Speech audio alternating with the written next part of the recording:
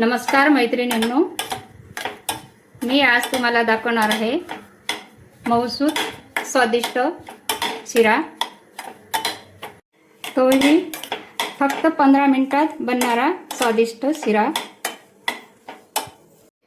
रव्याचा शिरा बनवत आहे, त्यासाठी लागणारे साहित्य: 1 वाटी रवा, पाऊण वाटी साखर, काजू बदाम किशमिश याचे हे काप करून घेतलेले आणि वेलची पावडर। कढई गरम झालेली आहे, याच्यामध्ये तूप टाकलं 2 चम्मच।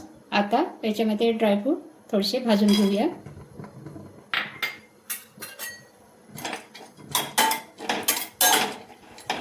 छान खमंग भाजून झालेले आहेत ड्रायफ्रूट। असे भाजून घेतले की खायला खूप छान लागतात खमंग। बघा कसे टम्म फुगले।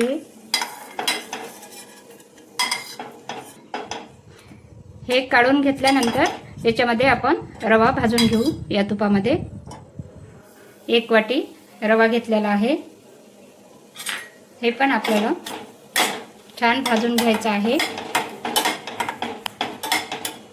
अगदी लालसर होईपर्यंत भाजून घ्यायचं आहे। याच्यामध्ये थोडंसं तूप ॲड करत आहे।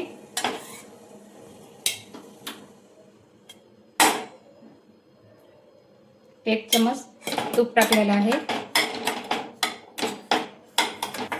बघा असं भाजत आहे, लालसर खमंग लालसर भाजून घेत आहे।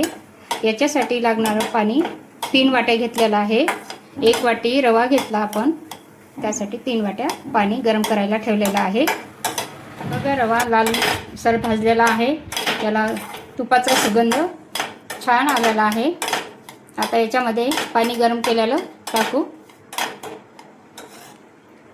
पाणी असं हळूहळू टाकून घ्यायचं आहे। सर्व पाणी 3 वाट्या पाणी मी याच्यामध्ये टाकलं। आता याला फिरून घेत आहे।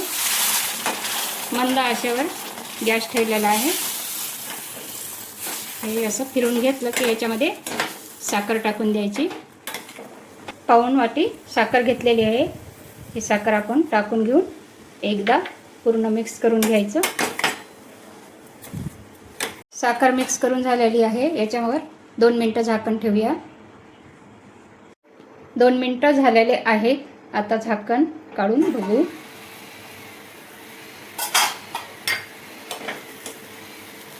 बघा कसं छान झालेला आहे लुसलुशीत शिरा।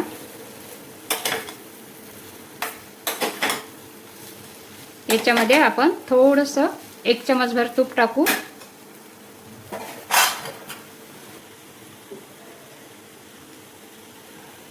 आणि ड्रायफ्रूट टाकून घेऊ।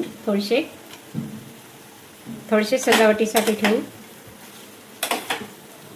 सगळ्यात शेवटी आपण थोडीशी विलायची पावडर टाकणार आहोत आणि गॅस बंद करून मिक्स करून घेणार आहोत।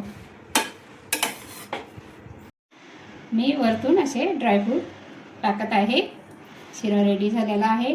तुम्ही याच्यामध्ये आणखी काय काय ॲड करता ते मला नक्की सांगा।